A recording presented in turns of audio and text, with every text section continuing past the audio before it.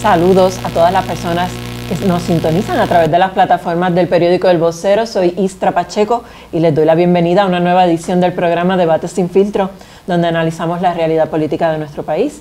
Les doy la bienvenida en esta ocasión. Voy a comenzar por Maydalis Irizarry, que nos visita por primera vez. Ella es portavoz del Proyecto Dignidad. Saludos, ¿cómo está? Saludos, muy buenas tardes y saludos a cada uno de los panelistas. Bienvenida. Y nos acompaña también Jorge Colbert, Kenneth McClintock y Ricardo Ramos. Saludos. Placer estar aquí. Bueno, ya no nos saludan con detalle porque a diferencia de ella no somos prepa. Exactamente. En el programa. Exactamente. Y hoy además tenemos muchísimos temas. Me gustaría que empezáramos con la decisión del Tribunal Apelativo que en la mañana de hoy resolvió que era hipotético el daño que alegaban los legisladores del PPD y del PNP en torno a los candidatos de Victoria Ciudadana y un candidato de Proyecto Dignidad que no recogieron endosos debido a que tuvieron un proceso alterno para elegir quiénes iban a ser sus candidatos en la papeleta. Por lo tanto, entendían que no debían recoger endosos y finalmente entonces el Tribunal Apelativo en la mañana de hoy les dio la razón. Y de inmediato el PPD ya anunció que iban al Tribunal Supremo. Me gustaría que pudiéramos analizar la decisión y qué implicaciones tiene. Jorge. Bueno, en primer lugar, la última vez que estuvimos aquí conversamos de esta posibilidad y yo señalaba que más allá de los argumentos interesantes de ambas partes, que finalmente le tocaría al tribunal decidir, como en efecto así lo ha hecho.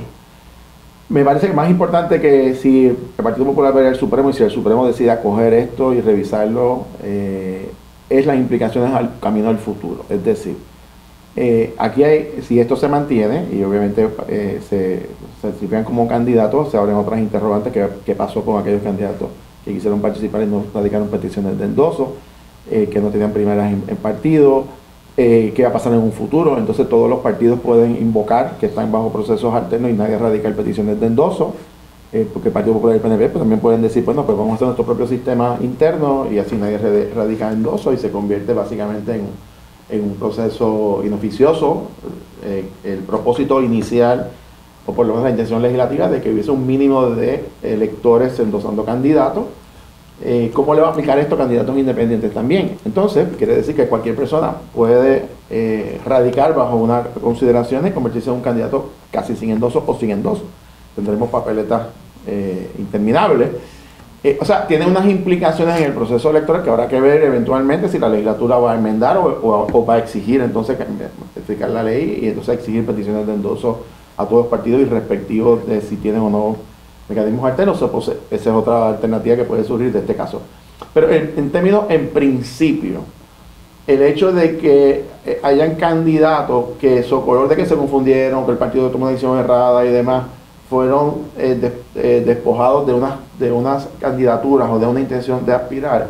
Yo siempre he señalado y creo que los electores, mientras más opciones tienen, más democrático es el proceso, mientras más candidatos o partidos, fluye más la democracia. Ahora, me parece que este caso, y finalmente cuando se examine, si se determina que es final y firme, las implicaciones que va a tener, evidentemente cambia un poco el tablero político, sobre todo en la legislatura por acumulación, el escenario, a quienes afectan o a quienes benefician. No creo que vaya a afectar mucho más, particularmente en el caso del Partido Popular, a los candidatos del Partido Popular, quizás más a los candidatos como Vargas Vidot, que es un candidato independiente, María de Lourdes Santiago, que es un sector donde puede haber una gran coincidencia de electores que están en ese grupo, y en el caso de Proyecto Dignidad, en el caso del distrito particular, creo que es el 38, que está bajo cuestionamiento en ese momento.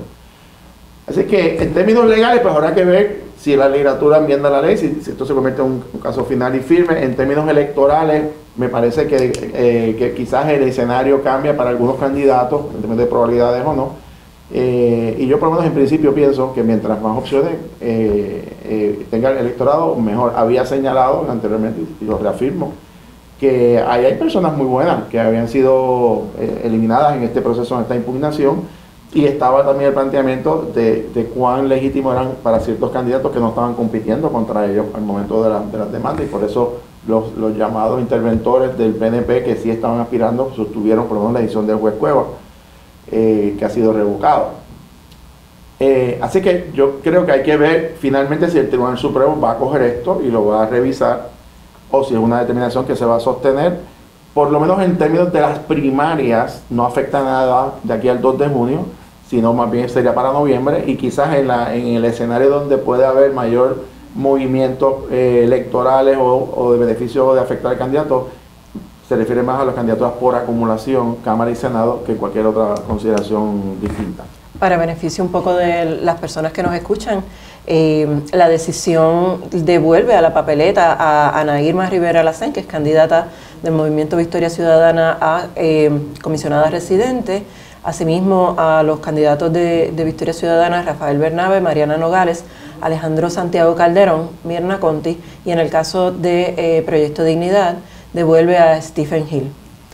Ricardo, te noté que había reaccionado. Me gustaría tu análisis para después entonces continuar.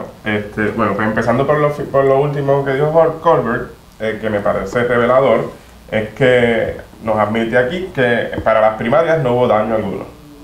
Se acabó el planteamiento. No había daño, por eso entonces, que no afectaba a nadie en las primarias. Pues si no afecta a nadie en las primarias, no hay daño, y por eso pues la decisión del Tribunal Apelativo resolvió como resolvió, llamando hipotético a algo que pues realmente pues es evidente que no había ningún tipo de daño. Si tú estás en un proceso interno de tu partido, yo estoy en un proceso interno de mi partido, los problemas son aquí con ustedes, no con nosotros acá.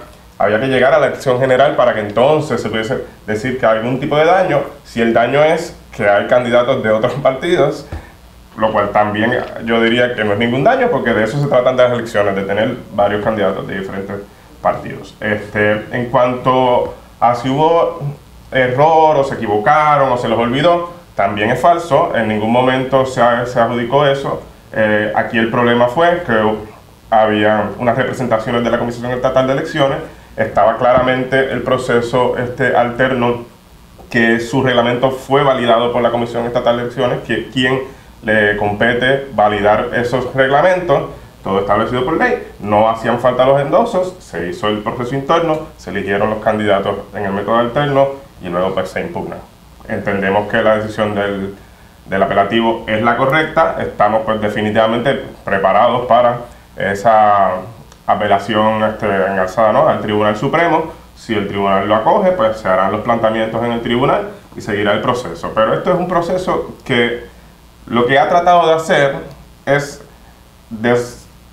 desestabilizar unas candidaturas que eran legítimas, que son legítimas, que hay candidatos que ellos son electos hoy, funcionarios electos por el pueblo de Puerto Rico, que van a la reelección, como es el senador Bernabe y la representante Nogales, que los quieren sacar porque realmente pues lo que quieren es que sea más fácil seguir con lo mismo, y eso está claro, y ahí el país lo está viendo. En términos me parece que fue sumamente revelador también que fuese una decisión 3-1, con la composición de jueces que había, ¿no? Lo cual es esperanzador y le da un poquito más de legitimidad, ¿no?, también a nuestro proceso. Aquí hemos hablado mucho que hay una crisis institucional, que el país está desconectado de sus instituciones, y decisiones como estas pues nos dan un poquito de esperanza. Que nunca debe haber pasado nada de este proceso, definitivamente. Sobre el futuro, sobre lo que esto puede considerar para el futuro, pues el Partido Popular y el Partido Nuevo Progresista tienen todo derecho a acogerse al método alterno, y no se va a caer el mundo. O sea, sí, pues tiene que haber un reglamento que el Estado va a certificar, y esas reglas se siguen, y todo el mundo. En cuanto a los candidatos independientes, ahí el Estado tiene un interés primordial, porque es quien único estaría regulando quiénes están entrando a la papeleta, y el proceso que decida, ya sea el mismo de endosos que está actualmente o un proceso posterior, si esto inspira a los legisladores a volver a enmendar el Código Electoral, pues se busca otro estado. Y sí, estoy completamente de acuerdo con Jorge también, que mientras más candidatos y candidatas, más opciones, más democracia, como siempre hemos dicho aquí, y yo creo que es algo que a mí pues, me gusta mucho repetir, que los problemas de la democracia no se resuelven con menos democracia, se resuelven con más democracia. Y eso es lo que queremos, que podamos ir en igualdad de condiciones a ir a las elecciones generales y que el pueblo decida quién quiere allí. Y vamos a ver, yo voy a votar por los míos. Magdalis, ¿cuál es su opinión de esta decisión? Siguiendo la línea del compañero, en medio de este sistema democrático donde nosotros vivimos, es importante enfatizar que el método alterno para la selección de candidatos está refrendado por ley y por reglamento. Los comisionados electorales de cada uno de los partidos tienen la oportunidad de ir sobre los lineamientos reglamentarios que van a su vez a regir los procesos durante el año eleccionario. Así que hay un reglamento para este particular que establece cuáles eran los pasos que se debían seguir. Habiendo atendido el Tribunal Apelativo el planteamiento que se elevó ante ellos y habiendo determinado que las personas que llevaron este planteamiento no tenían legitimidad para hacerlo, lo que procede y lo que esperamos es que la Comisión Estatal de Elecciones proceda a certificar a cada uno de los candidatos y que se continúe el procedimiento establecido tal y como ha sido aprobado por cada uno de los comisionados electorales. Kenneth. Pues mira, obviamente la mayor parte de las reseñas periodísticas sobre este caso no se han escrito todavía. Claro. Así que si hay periodistas, además de Istra, escuchándolo en el día de hoy en vivo, pues unas cuantas ideas. Primero, explíquenos por qué eran 4 jueces y no el usual panel de 3 jueces. Yo no sé cuál es la razón, pero tampoco he leído las reseñas periodísticas, más allá de haber leído por encimita la decisión de 40 y qué sé yo cuántas páginas y la... Hace apenas unas horas. Claro. Hace unas apenas que salió. Díganos por qué fueron 4 y no fueron 3. No debe tener ningún significado particular, pero la curiosidad me sugiere que sería bueno saber eso. Segundo, recuérdenle al pueblo que es una decisión per curiam. Una decisión per curiam es donde el tribunal se expresa, pero ningún juez firma como tal la opinión, la sentencia del tribunal. Tercero, identifíquenos un poquito más quiénes son los jueces, quién los nombró, desde cuándo están, cuántos años de experiencia tienen. No sé ningún background sobre el juez que radicó la disidencia o la parcial disidencia y parcial conformidad. Me encantaría saber de dónde viene ese juez. De los 4 jueces, el único que conozco bien, porque es mi antecesor inmediato como secretario de Estado, es Fernando Bonilla, que es una persona que yo respeto enormemente, intelectualmente, aunque le guardo el mismo respeto político que le guardo a uno de los compañeros del panel. Tiene sus defectos mentales en estatus político, pero eso pues no afecta. Y obviamente al verlo ahí en el panel, pues me sentí cómodo de ver a alguien que conozco y que sé que es un buen juez. Tercero, coincido con Jorge que esto no va a afectar a los candidatos del Partido Popular. ¿Por qué? Porque el Partido Popular tomó la decisión importante, inteligente, de solamente postular 4 candidatos por acumulación en cada una de las cámaras, y eso quiere decir que de todos los votos íntegros que va a recibir el Partido Popular, que será una cantidad significativa, se van a dividir entre 4, básicamente para elegirlo a los 4 en las elecciones. En el caso del PNP, por razones que no me han explicado, las altas estructuras del partido, sin mucha discusión, optaron por mantener 6 candidatos en Cámara, 6 candidatos en Senado. Aunque yo creo que los votos íntegros del PNP van a ser significativamente mayores que los del Partido Popular, si no son por lo menos 50% mayores, y no estoy seguro si vamos a sacar más votos, pero no 50% más votos, pues entonces podría poner en peligro alguno de nuestros 6 candidatos por acumulación en cada una de las cámaras.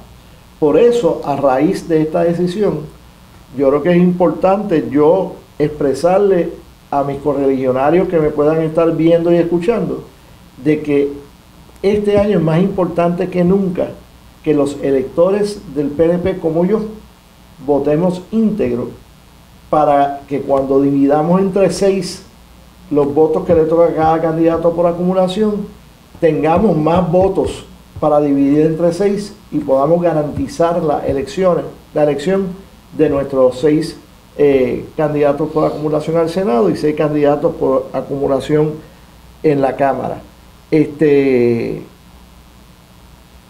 Quizás el Tribunal Supremo no decida ver este caso. Cuando uno lee la decisión del apelativo, esté o no esté de acuerdo con ella, tiene que concluir que hubo un análisis profundo, un análisis serio y un análisis punto por punto de todo lo que estaba planteado en ese caso, y que el Supremo no tiene necesidad necesaria de entrar en el juego si entiende que todos los puntos pues fueron adecuadamente analizados, y donde ya con esta apelación al apelativo, no soy repetitivo, se ha cumplido con el derecho que tiene todo el mundo a que su caso pueda ser revisado en apelación. Si usted creyera en apostar y apostara, ¿apostaría a que el tribunal lo va a dejar aquí? ¿El Tribunal Supremo, quiero decir? ¿O apostaría a que el Supremo va a entrar en la controversia? El problema es que aunque hay muchos opositores del PNP que han cacareado por los años de que tenemos a un Supremo PNP y que tenemos un Supremo partidista, han sido tantas las ocasiones que hemos visto jueces nombrados por Fortuño que luego votaron en una forma distinta a lo que se esperaba, que yo no me arriesgaría a hacer. No votaría, no apostaría. No haría una apuesta. Lo que sí es que si deciden verlo, no tengo la menor duda de que lo verán con la misma profundidad con que lo hace el apelativo, pero hay que ver si ellos entienden que ese análisis profundo que ellos hagan va a aportar algo significativo que no haya aportado ya el apelativo. A mí me llama, bueno, yo no pronósticos judiciales, algo más político-electorales, pero me llama la atención que los mismos que hace un par de semanas, cuando el juez Anthony Cuevas le falló en contra, decían que esto era producto del bipartidismo de la corrupción, del control de los dos partidos de la rama judicial que toman decisiones para proteger a los partidos de mayoría, y resulta que los jueces que decidieron eso hoy fueron nombrados, designados y nombrados por gobernadores y por la Asamblea Legislativa controlada por el Partido Popular y por el PNP, y no hemos escuchado hoy ese mismo mensaje, ese mismo debate, esa misma crítica que hacían los portavoces que llegaron, ¿verdad?, que estaban en el tribunal. Hoy felicitan a los jueces que nombró el bipartidismo. Y confirmados por Senado, por Popular. Exactamente. Entonces, llama la atención de la doble vara de cuando la justicia, cuando el juez Cuevas los sentó a ellos en la Comisión de Elecciones de Igualdad de Condiciones, felicitaban al juez Cuevas. Cuando le falló en contra, lo insultaban. ¿Ves? Y criticaban y hablaban de la corrupción del bipartidismo y que esto era para mantener el sistema de los dos partidos controlando el proceso electoral. Hoy ganan el caso. ¿Y hoy qué pasó? ¿Dónde está el bipartidismo de la corrupción hoy? Porque esa es la gran diferencia. Esa es la gran diferencia cuando uno tiene que respetar las instituciones. Uno tiene que ser consistente respetando las instituciones y los procesos legales. Y los tribunales, como las decisiones electorales, uno las tiene que respetar cuando gana y cuando se pierde. Porque no es, me parece a mí, no es correcto, no es justo, sobre todo con el país, lanzar lodo, lanzar fango, difamar a miembros de la judicatura cuando le fallan en contra, pero cuando hoy le fallan a favor, decir, hay una luz de esperanza en el sistema, por Dios. O sea, los jueces toman decisiones con la evidencia, y para eso, si uno está, como siempre señala en este programa, si uno está en desacuerdo con la decisión, no le corresponde insultar a los jueces, ir a un tribunal de mayor jerarquía. El que hoy no esté, déjame terminar, Ricardo, el que hoy no esté satisfecho con esa decisión, pues que vaya al Tribunal Supremo, el Tribunal Supremo decidirá si lo acoge o no, si lo revoca, lo certifica o simplemente no lo ve. Ese es nuestro sistema, nuestro sistema que hay que respetar las instituciones, siempre, no es a veces, es siempre. Y para uno ganar, tiene que saber perder también. Eso es una lección fundamental a los que aspiran a gobernar a Puerto Rico. Y hoy se demuestra que el sistema funciona, que nuestra judicatura es una judicatura que hay que respetar, no importa las decisiones que tomen, y cuando uno está insatisfecho, va a otro tribunal de mayor jerarquía. Ese es el sistema. No es derrumbo el sistema, derroco el sistema, no creo en el sistema, son una partida de pillos corruptos del bipartidismo, pero cuando me fallan a favor, qué buenos son esos jueces. Porque hay dos jueces ahí, para que estemos claros. Uno es Fernando Bonilla, que fue el secretario de Estado para Manuel Acevedo Vila, para que estemos claros. Y la otra es la hermana del ex senador Roberto Prats Spaller, que la criticaron en los nombramientos, lo mismo que hoy la felicitan, cuando la nominaron a la tribunal apelativo. No, estamos felicitando no estoy hablando de ti, Ricardo. Cuando la nominaron al Tribunal Supremo, los partidos que hoy la reconocen, la criticaron, porque así son. Pero hoy lo bueno es que la hipocresía queda retratada ante el país. Cuando se gana y cuando se pierde un caso, y los que no demuestran consistencia de respeto a las instituciones de este país. Hoy es un día muy bueno para aleccionar a 2 o 3. Bueno, yo voy a hacer una exhortación a que busquen cuando algún líder y portavoz del Movimiento Victoria Ciudadana o del Partido Independentista Puertorriqueño, y me atrevo a decir también del Partido del Proyecto de Dignidad, insultaron o difamaron al juez Cuevas. No lo van a encontrar. Sí, cuando estuvimos, y aquí mismo he dicho que diferí en derecho del juez Cuevas, se equivocó en derecho. Eso fue lo que yo dije aquí.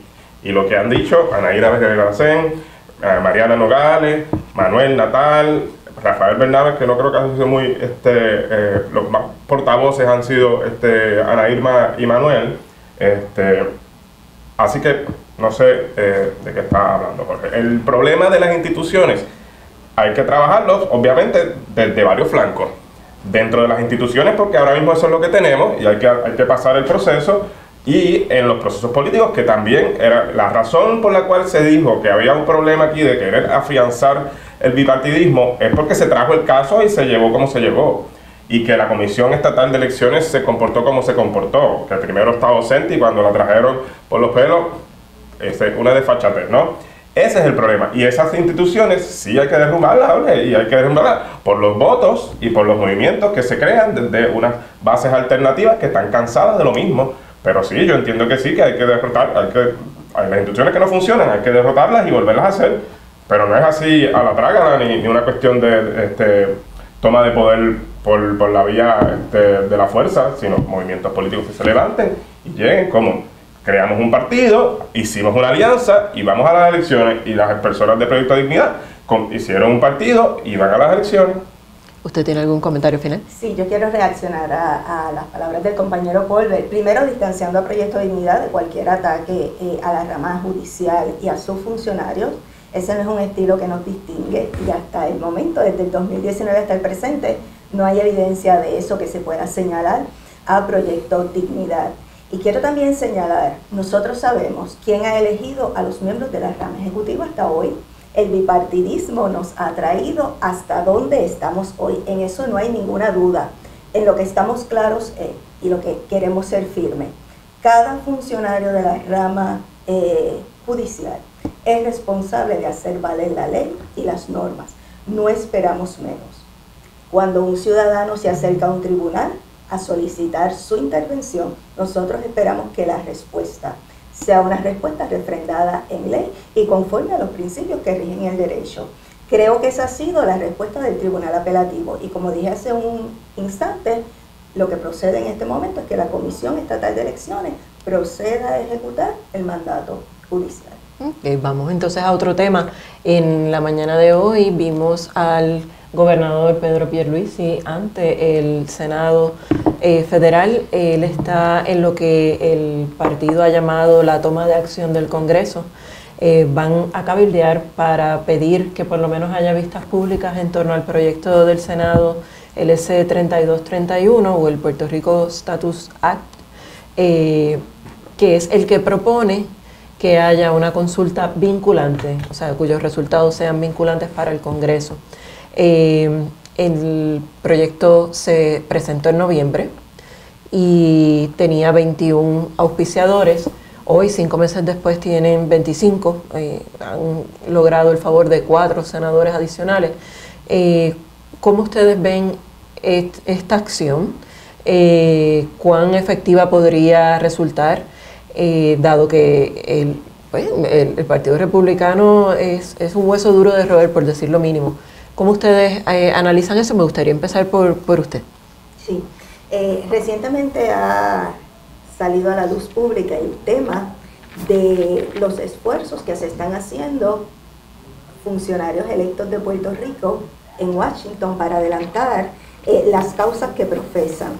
Recientemente escuchamos al candidato a la comisaría residente por el Partido Nuevo Progresista hablar de su noción... Aspirante, ¿no? Aspirante, no candidato. Sí. Correcto, está certificado, una vez tenga la... Pero no es el candidato del PNP. Correcto, aspirante. Hablar sobre la posibilidad de evaluar en Puerto Rico un territorio incorporado, utilizando como base los esfuerzos para que se implemente el proyecto a nivel federal. Nosotros en este momento tenemos varias diferencias con relación a las fórmulas de estatus. Puerto Rico ha tenido procesos previos donde el pueblo como soberano ha presentado cuál es su posición con relación al estatus.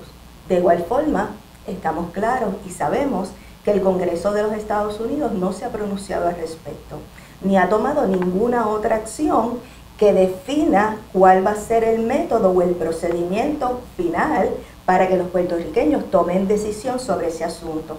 Creo que estos esfuerzos, al igual que los anteriores, van a estar sujetos a una determinación del Congreso.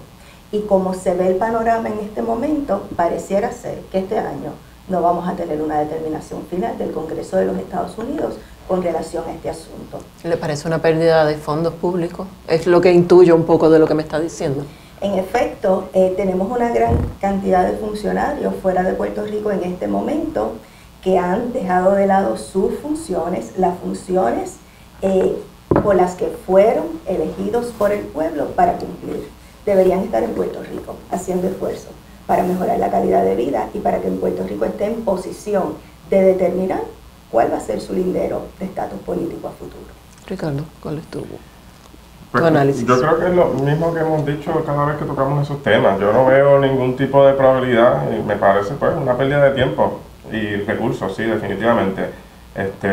No que Pierluisi estuviese haciendo mucho acá tampoco, así que pues nada, lo que cuesta el viaje y la estadía y el papelón, eso nos cuesta bastante.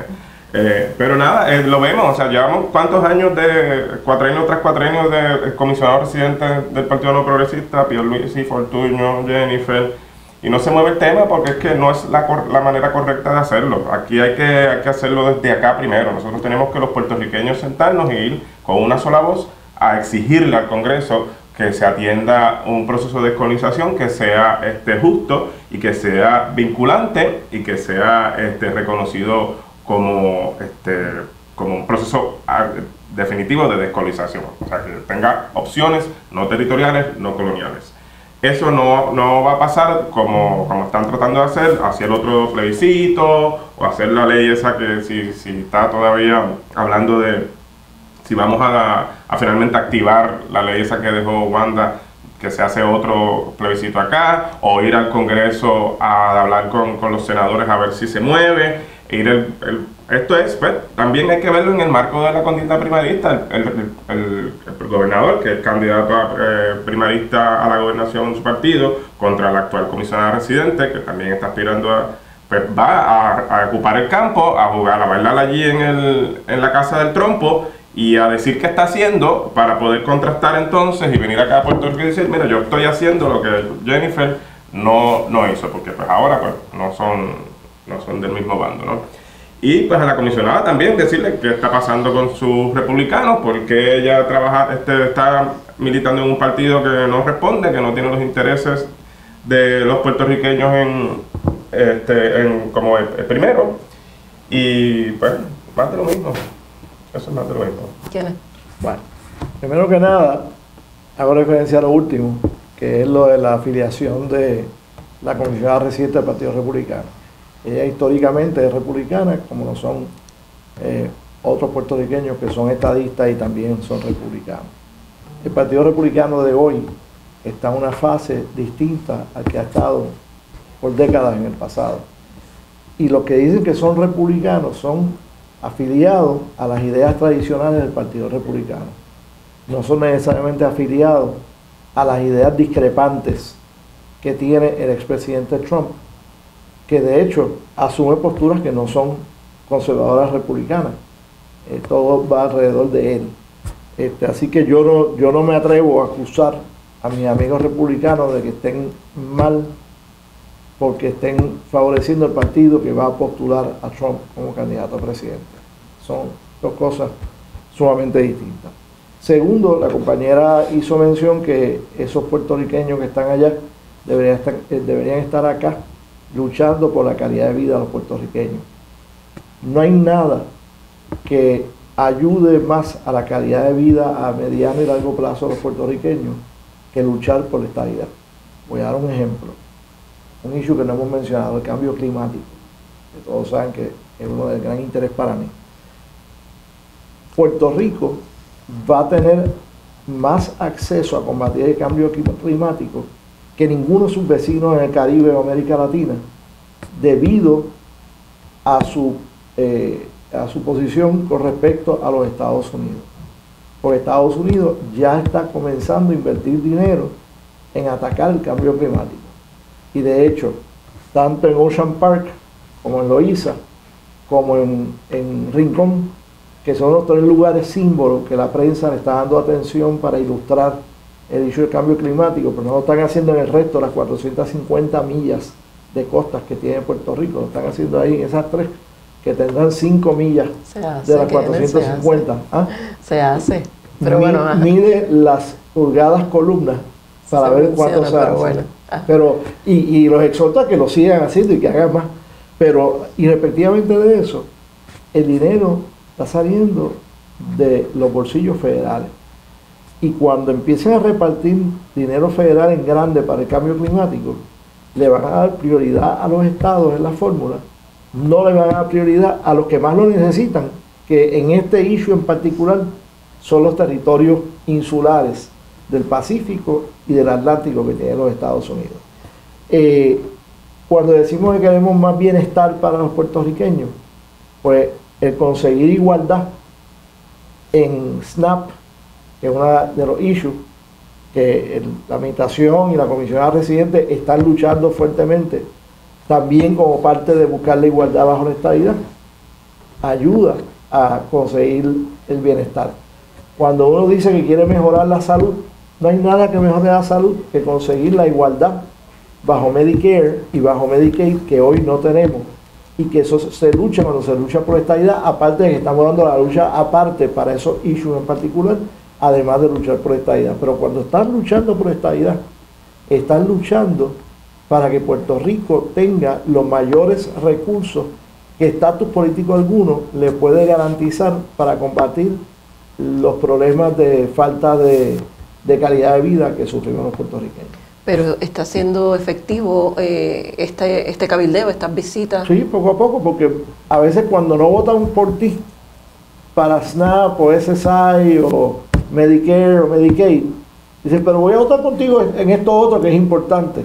Así que te rechazan intervenir o darle importancia al estatus político como tal, pero dicen, pero te voy a dar el votito para estas otras cosas. Así que sí ayuda la lucha por la estabilidad, aunque no tenga el efecto directo final ahora, pero va ayudando a que tengan solidaridad continua en otras cosas. Y no es que hay un fracaso en la cuestión del estatus. Si yo hace 4 años hubiese dicho en esta mesa que la Cámara de Representantes Federal iba a tener a los representantes demócratas votando unánimemente con el proyecto anterior, las congresistas de Nueva York, AOC y Nidia Velázquez, votando también a favor unánimemente por un proyecto que ellos mismos reconocen que es un proyecto que abona a la estabilidad. Si yo hubiese pronosticado eso hace 4 años, ustedes dedicarían un turno para debatir qué está fumando Kenneth McClintock cuando dice eso. Y decir que a meses de haberse presentado un proyecto de estabilidad en el Senado, que exactamente la mitad de los senadores demócratas son, no tan solo los favorecen, sino que son coautores del proyecto, también hubiesen dicho que ellos estaban fumando. O sea que han habido unos adelantos políticos significativos. Es verdad que el timing no es el mejor, porque el voto en la Cámara se dio cuando ya está a punto de cesar la sesión. Y si se logra algo en el Senado ahora, no va a haber tiempo para cruzarlo a la Cámara, porque ahora mismo posiblemente lo que quedan sean 40 o 50 días reales legislativos de esta sesión antes de las elecciones. Jorge, ¿por qué te reías, Jorge? Por varias cosas. Primero, porque el PNP es el único partido que se pasa la vida quejándose de que necesitamos más dinero, que hay más dinero y que nos van a dar más dinero. Entonces, cuando tienen el dinero, no lo usan. O sea, cuando tienen asignado billones de dólares, la gente sigue en la espera y todos los meses y las semanas hacen un cuento nuevo, ¿verdad? En vivienda y en corte son especialistas buscando excusas, llevan todo el cuatrenio, no el anterior también, buscando excusas de por qué no usan los fondos, pero esa es la realidad. Ahora, esta actividad hoy del gobernador es un espectáculo publicitario a 30 días de una primaria, porque Jennifer González le hizo un emplazamiento de que él debía convocar un plebiscito local, una consulta local, y salió corriendo. Pedro Pierluisi, pues parece que se nos olvida, hace 2 o 3 meses dijo que en este cuatrenio no se iba a aprobar ninguna legislación en el Congreso, que no había ambiente en el Congreso, ese tema está muerto en el Congreso. Ahora está suplicando de rodillas que le hagan una vista pública. O sea, el ridículo es monumental que está haciendo el PNP con fracasó el proyecto anterior, fracasó ese que aprobaron en la Cámara, que lo aprobaron porque no lo dice Kennedy, el último día que moría el otro día en el Senado porque se acababa el Congreso, o sea que no hay ninguna posibilidad. Le hicieron un favor al PNP por todos los cabilderos, millones que hemos estado pagando para impulsar algo.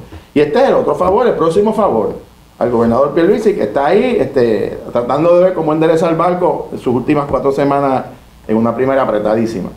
Así que esto no va para ningún lado. Este es el mismo cuento, las mismas definiciones del proyecto Young hace 30 años, sacando a Lela una opción de autonomía de la papeleta.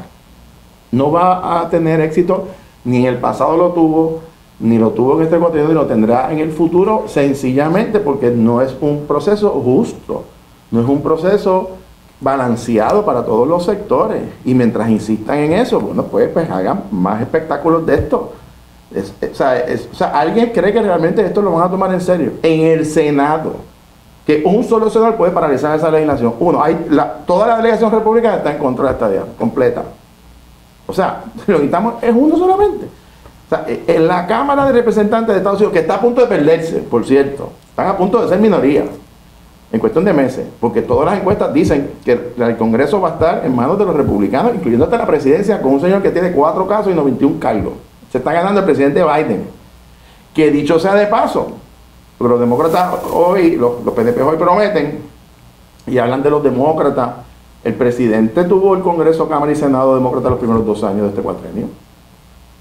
No eran republicanos, eran demócratas. ¿Por qué no aprobaron el proyecto? Cuando tenían la mayoría, y el presidente Biden está comprometido con la estadidad, y la Cámara y el Senado eran demócratas. ¿Por qué no aprobaron la legislación los primeros 2 años? Ni siquiera los demócratas lo hicieron. Sencillamente porque esto es un cuento del PNP que no tiene ninguna resonancia en el Congreso. En el Congreso hay una oposición a la estadidad, no tienen supermayoría en Puerto Rico, esa es la realidad. 51% jamás se la van a dar, ni con 60 tampoco.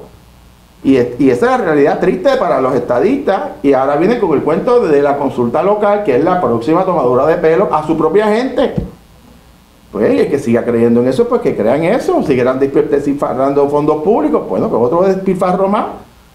O sea, no me sorprende, bueno, si se gastan $249,000 en una fiesta de un solo día, en corrección, imagínense, pues que gasten 7 millones en otra consulta inoficiosa, pues ellos, así hacen ellos, los gobiernos. Yo creo que el país sabe que esto es un esfuerzo politiquero del gobernador a 30 días de una primaria, a ver si endereza un poco la crítica que le hizo Jennifer González, y que obviamente no va a tener ningún resultado serio en el Congreso. Y si bien Pierluisi está hoy en Washington, en el fin de semana lo vimos en una gallera. Sabemos que a nivel federal se declaró que era ilegal la práctica de este deporte. ¿Qué mensaje envía el hecho de que el gobernador esté en una gallera? Empiezo por ti mismo. Bueno, en primer lugar, aquí hay un choque, aquí hay una ley federal del 2018, que prohíbe las peleas de gallo en toda la jurisdicción de Estados Unidos bajo unas consideraciones y particularmente el movimiento de aves y de este tipo de práctica entre los estados. En Puerto Rico se aprobó una ley a nivel local en el 2019 y un reglamento que básicamente permite las peleas de gallos con unos cambios, protecciones y demás. A los expertos en las peleas de gallos, yo no lo soy, pues saben los pormenores. Así que hay un Estado de Derecho ahora mismo confuso, porque las autoridades federales no han decidido implantar o ejecutar la ley en Puerto Rico por lo que representa las peleas de gallos, ¿verdad?, a nivel histórico y cultural, o por lo menos un grupo significativo de puertorriqueños y de puertorriqueñas. A mi parecer, el hecho de que el señor gobernador haya estado físicamente en una gallera, viendo una gallera, yo no creo que él cometió ningún delito federal, ni sea procesado. Y creo que las autoridades federales en ese tema sencillamente han decidido no atenderlo o no querer regar con la ley. Hasta dónde, pues no sabemos, a ley federal me refiero. No es fácil, aquí en Puerto Rico hay entre 30 a 40 mil personas que practican las peleas de gallo. Arrestar 30 a 40 mil personas pues, es un poquito complicado, presumo yo, ¿verdad?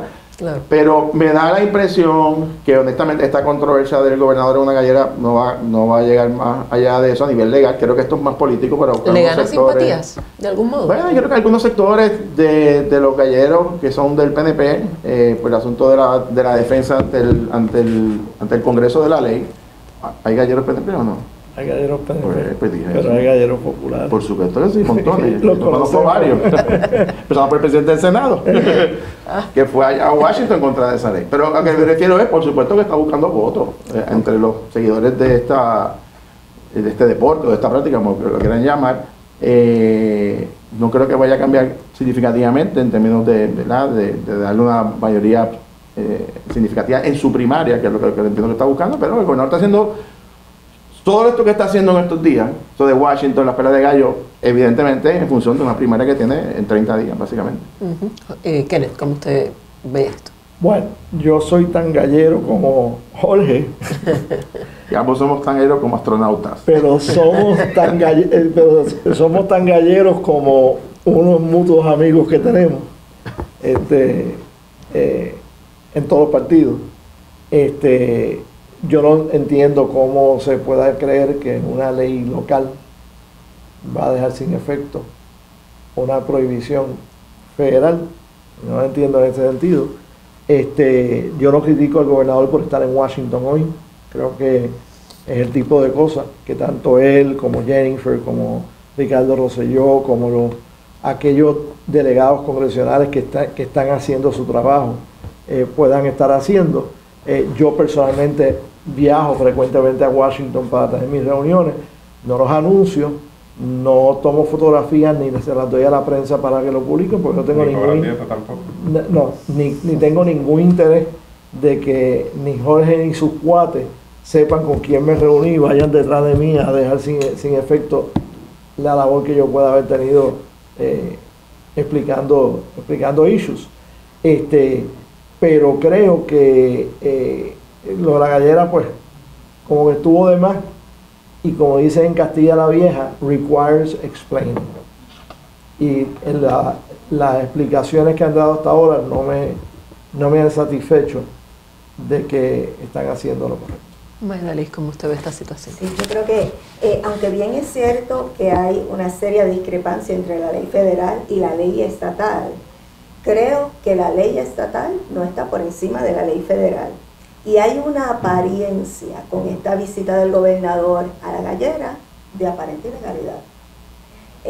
El gobernador ha expresado en otros foros y en otros medios que esa no es la primera vez que le asiste a la gallera. Parece que al gobernador le gusta el juego de los gallos. La determinación final de si es ilegal o no es ilegal esta comparecencia del señor gobernador a una gallera, lo veremos más adelante, si es que en efecto llega a los tribunales. El gobernador debería responderle a sus seguidores si esa acción es correcta, es ética, de acuerdo a los principios de la colectividad que representa. Ricardo. Nuevamente, es un acto de politiquería. Es de lo que está buscando votos en la gallera, los va a buscar en todos lados y va a buscar. Mañana lo veremos haciendo yo no sé qué, para tratar de rascar lo que quede. Porque ha salido de la nada a hacer cosas que jamás yo me imaginaría que Pedro Luis los otros días que estaba predicando, ahora está en la gallera, mañana no sé, ya hace el fiel o qué sé yo, no sé, porque pero nada, es la primaria, es eso. Yo creo que él está claro de que la ley federal, o sea, que la ley local que se hace luego de que se hace la ley federal, lo que hizo fue crear algún tipo de marco activamente para contrastar, ¿no? Tratar de subsanar ahí con chicle lo que pudiese ser, y que fuera allí, pues envió un mensaje que yo no creo ni que él mismo se crea. O sea, es lo que está tratando de darle una apariencia a un grupo de que hay una estabilidad en lo que ellos practican y que el gobernador los apoya, que si en la más mínima presión que venga del gobierno federal, él es el primero que va a decir que se van los gallos. O sea, tampoco, porque ese es el modus operandi, ¿no? Lo mismo como ofendió a las personas que realmente profesan la fe de algún tipo particular que no es la que él profesa. Asimismo está aquí tratando de tomarle el pelo a los galleros. En términos del el deporte del gallo, específicamente, pues yo creo que es una brutalidad y que las cosas, porque sean tradición o sean culturales, no se deben de perpetuar, porque la esclavitud era cultural en algún momento. Así que, y que ir allí a ver cómo se pelusan y cómo abusan de los animales porque hay una industria, pues sí, pues había una industria de la esclavitud también, y muchos chavos que hacían esa industria. Y pues que un gallo obviamente no es lo mismo jamás y nunca que una persona, pero sigue siendo crueldad. Y estar allí y legitimarlo con el poder del Estado que él tiene en estos momentos, me parece sumamente equivocado. Me gustaría que pasáramos entonces a otro tema, y es que el Partido Popular anunció que van a recusar tanto a Ricardo Rosselló, ex gobernador renunciante, y a su esposa por no vivir en Puerto Rico. Esta movida ¿tendrá futuro, no tendrá futuro? ¿Cómo la analizan, Ricardo? Debería de tener futuro, pero de que tenga futuro, pues sabrá Dios que se inventan allí, cómo lo justifican. Me parece que pues sí, o sea, Ricardo y su esposa no viven en Puerto Rico y tienen su familia y tienen sus hijos y tienen todo el mundo allá. Que tenga un cuartito en casa de los papás de Beatriz, pues no le da suficiente como para, según el marco que tenemos hoy, ¿no? Y por lo cual están recusando gente en los precintos 2 y 3 de San Juan. Pues lo que vaya a pasar, realmente tampoco quiero ponerme a especular de que debería de progresar la recusación, pero pues también tenemos una cosa de que él es congresista fantasma. Delegado. Traté de decir algo mejor que cabildero o chiquitadista, pero pues delegado, sí, congresional de embuste. Pues eso le da algo de legitimidad, porque tú sabes, pues algo tiene que, o sea, que realmente, no te sé decir, mano, lo que sea. Okay. 2 votos más no hacen diferencia. Nunca sabe. ¿Cómo usted ve esto? Sí, en efecto, una de las causales de recusación establecidas por ley y por reglamento es la doble jurisdicción, y eso no es otra cosa que una persona aparezca en el Registro General de Electores de Puerto Rico con un domicilio electoral, pero aparezca en otra jurisdicción de los Estados Unidos. La Comisión Estatal de Elecciones tiene el procedimiento, que es el llamado procedimiento de la recusación, que ahora en San Juan está sonando mucho ese tema, y la persona debe ser notificada y debe dársele la oportunidad de plantear cuál es su estatus en este momento. Si el Partido Popular recurre al tribunal para recusar al señor Ricardo Rosselló y a su esposa, el tribunal debe evaluar las circunstancias actuales en las que se encuentra esta familia.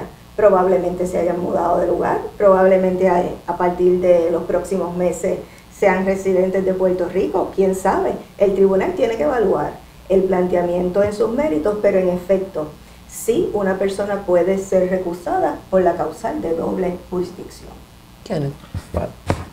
Desde 1970 ha habido un respeto de parte de los partidos en Puerto Rico con respecto al domicilio físico de los exgobernadores.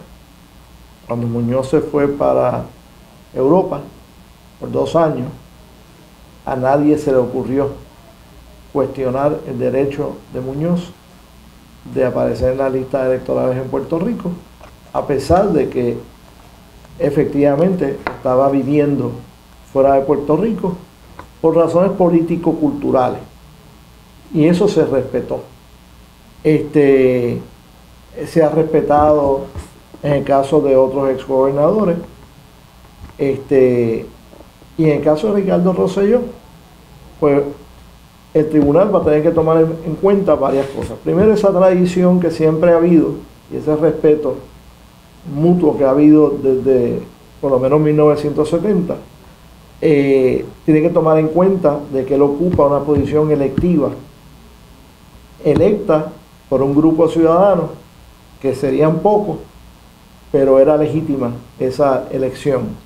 Tiene que tomar en cuenta que la ley que provee para la elección de esos candidatos, o hasta de él que no era candidato y salió electo a pesar de no aparecer en la papeleta, pues requiere que trabajen cercano o en Washington DC, y él hace eso, como lo hacen otros que fueron electos para la misma posición.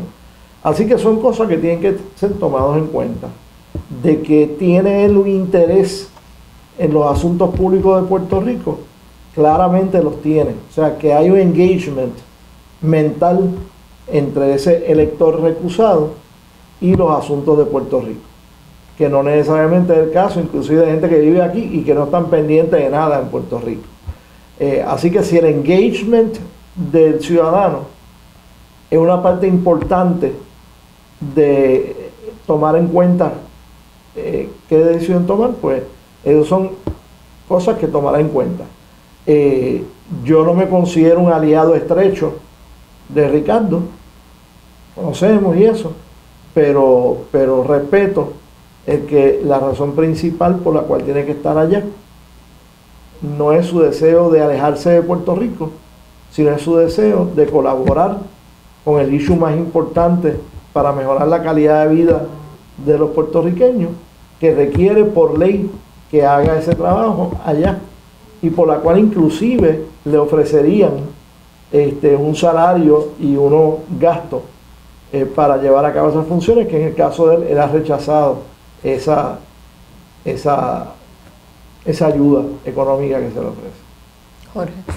Bueno, en términos del Código Electoral, hay una diferencia entre la residencia y el domicilio electoral de un elector. Usted puede tener varias residencias, varias propiedades, varias casas, pero usted solamente puede tener un domicilio electoral. Usted no puede tener un domicilio electoral en Puerto Rico y en Estados Unidos simultáneamente.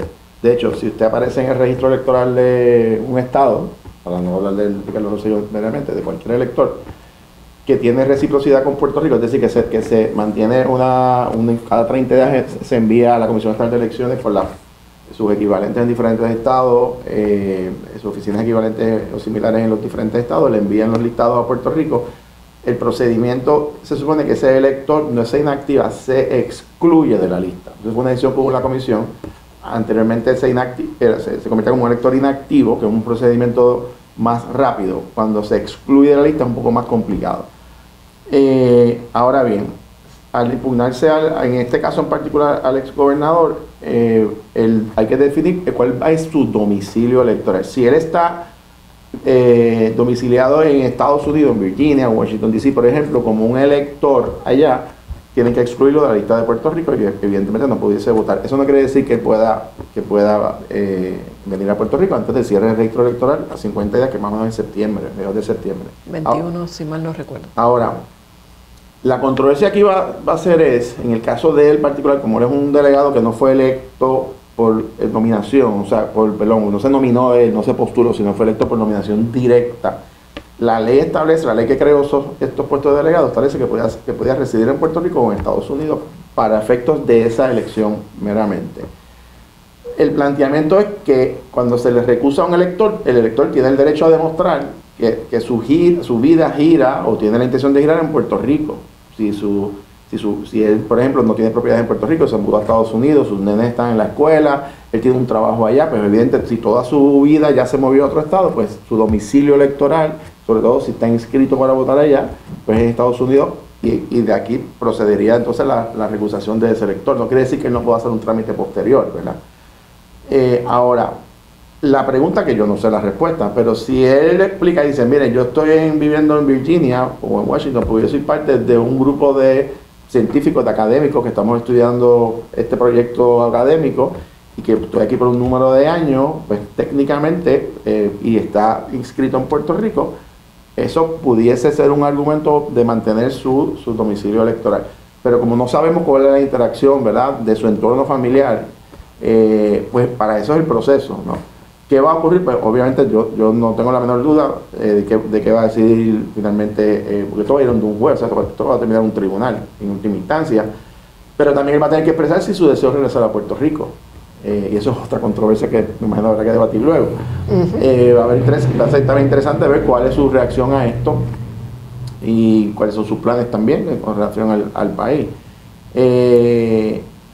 Así que yo creo que también un poco, además del elemento legal por el código, hay un elemento político de que el ex gobernador Ricardo Rosselló diga si su interés es regresar a la isla o no, y cuál es exactamente lo que él entiende su realidad personal y familiar sobre Puerto Rico y donde él está ahora.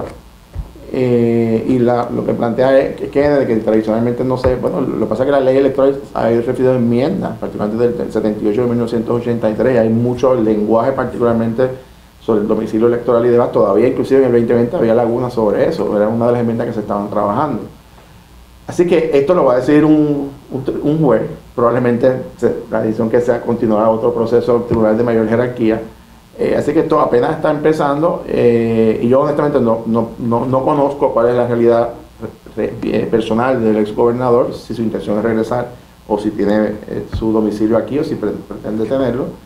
Es algo que veremos sobre la próxima semana. ¿El PPD piensa llevar esto hasta las últimas Presumo, consecuencias? no lo he conversado con ningún funcionario del Partido Popular, pero presumo que, como fue un issue en la vez anterior, con la elección, toda la elección, correcto, presumo que el Partido Popular llevará esto hasta las últimas consecuencias. Le comparto a las personas que nos están viendo que mañana en nuestra edición impresa vamos a tener también unas entrevistas con cada comisionado electoral acerca de este tema de las recusaciones. Hoy termina el periodo para pedir la recusación, así es que vamos a estarle dando seguimiento también a esto.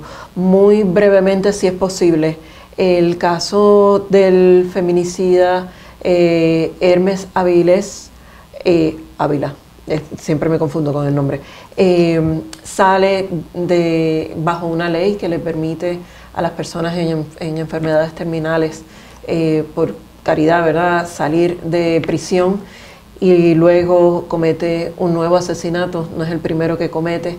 Todo esto ha generado una situación con cómo son los procesos al interior del Departamento de Corrección y Rehabilitación y cómo es el proceso del contratista que tiene desde hace varios años la agencia Physician Correctional para dar los servicios de salud.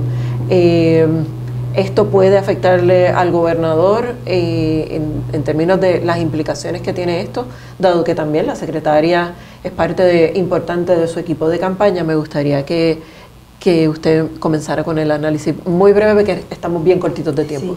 Sí. Ciertamente este caso ha levantado y ha traído a la luz pública los procesos administrativos con respecto a los servicios de salud mental a las personas privadas de libertad en Puerto Rico. Lamentablemente este caso termina con un saldo muy triste, la pérdida de la vida de una mujer. Creo que a este punto la secretaria de Corrección debe rendir cuentas de cuál fue el proceso de evaluación de esta persona. ¿Debe renunciar? Y creo que debe hacer una investigación responsable y creo que se deben aplicar todas las medidas establecidas cuando un funcionario, por ineficiencia, negligencia o por alguna otra causal, no puede cumplir con su deber ministerial. Kenneth, ¿cómo usted ve esta situación? Pues mira, yo creo que aquí obviamente han habido errores, se deben investigar esos errores, se deben tomar medidas para que no vuelva a ocurrir. De hecho, no es un feminicidio, porque él mató a otra mujer antes. Lo que pasa es que cuando mató a la otra, quizá era antes de que se inventaran la palabra feminicidio, porque el uso de la palabra feminicidio es como el color de la bandera de Puerto Rico. Si buscas antes del año 2000 no vas a encontrar ningún video ni del Partido Popular ni del PIB usando el color clarito de la bandera.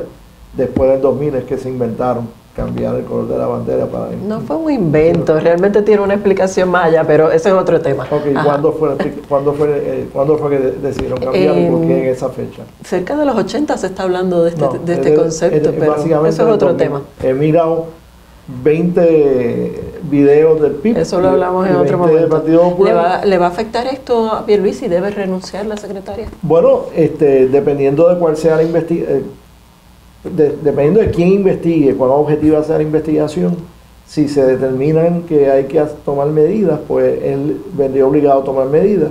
Si él no tomara esas medidas, le podría afectar. Si no hay medidas claras que él deba tomar, pues le afectaría menos. Jorge. Yo pienso que esto es un escándalo serio. Esto fue un asesinato.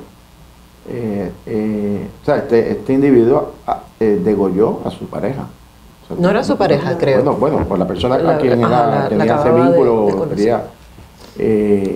Segundo, la ley 25 de 1992 exige 7 pasos antes de soltar o de extender una licencia, que es realmente el efecto, no una conmutación de sentencia. Claro. Es un pase. Es un pase básicamente que se extiende hasta que la persona fallezca.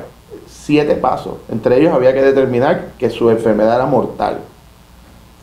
Es decir, que le queda poco tiempo de vida. Exige la ley que tiene que haber un especialista, no puede ser un médico generalista, un especialista de la condición que él tenga, que es mortal. Tiene que haber un informe de ese médico. Dice la ley que tiene que haber pruebas de laboratorio de la condición mortal que se supone que tiene esa persona. Dice la ley que tiene que haber un informe de su conducta dentro de la cárcel. Y dice la ley que tiene además que haber otro informe sobre la peligrosidad de ese individuo. Hay un procedimiento adicional que tiene que haber una orientación a él y a sus familiares y saber dónde va a estar en su entorno y qué es lo que va a hacer, y tiene que haber el 7º paso, que es uno de seguimiento, donde se supone que la administración de corrección le da seguimiento a ese individuo. No se cumplió con ninguno de los 7. Soltaron a una persona que no tenía ninguna enfermedad mortal. De por sí ya hay una negligencia, ya hay delito. La negligencia en el cumplimiento del deber es un delito en Puerto Rico y eso le costó una vida a un tercero. Esto no es que hubo una falla, pues podemos remediarla, vamos a enmendar la ley para tomar medidas correctivas. Es que le costó la vida a un ser humano esa decisión. Entonces, para colmo de errores, la manera en que la secretaria ha manejado esto desastrosamente, y la firma esta hay que investigarla, por supuesto que hay que investigarla, pero la manera tan torpe, tan liviana, tan indiferente del gobernador y del secretario de Justicia sobre este asunto es imperdonable. O sea, es imperdonable. Por supuesto que el gobernador, todos los gobernadores en situaciones le ha ordenado al secretario de Justicia que ordene una investigación simplemente por asuntos de conocimiento público. El secretario de Justicia no tiene que preparar una querella de nadie. O sea, esa señora, esa secretaria, el Senado la va a citar. El senador Vargas Vidal ya requirió los documentos. Que dicho sea de paso, como Justicia dijo que no va a investigar, no pueden levantar el argumento de que ese expediente está bajo el expediente confidencial de un fiscal. Ya no lo puede levantar. Por consiguiente, si el secretario de Justicia ahora nombra a un fiscal para apoderarse del expediente, entonces está encubriendo y está afectando una investigación legislativa. Que eso se complica aún más. Precisamente por la pobre decisión que tomaron. Manejaron esto terriblemente mal el gobernador y el secretario de Justicia. Tenían que haberlo hecho, no ahora, la semana pasada. ¿Debe renunciar la secretaria? Bueno, es que yo creo que debe el Senado citarla allí. Cuando reciban el documento mañana, y si ese documento no lo entregan todos, y que se compruebe el cumplimiento de los 7 pasos, deben ir al tribunal hasta las últimas consecuencias, deben citarla bajo juramento, deben de interrogarla, y cuando se prueba ante el país el fracaso, la irresponsabilidad, entonces que la vote el gobernador. Pero el problema es que ante el país, el que la protegió toda esta semana, los que la protegieron, porque está el gobernador y el Departamento de Justicia también van a tener explicaciones al país, porque es que no hay duda, por los hechos de este caso, que hubo negligencia, que no se cumplió con una ley. ¿Está vivo el señor? No tiene ninguna enfermedad mortal. Después de un año de que recibió el pase. Ricardo.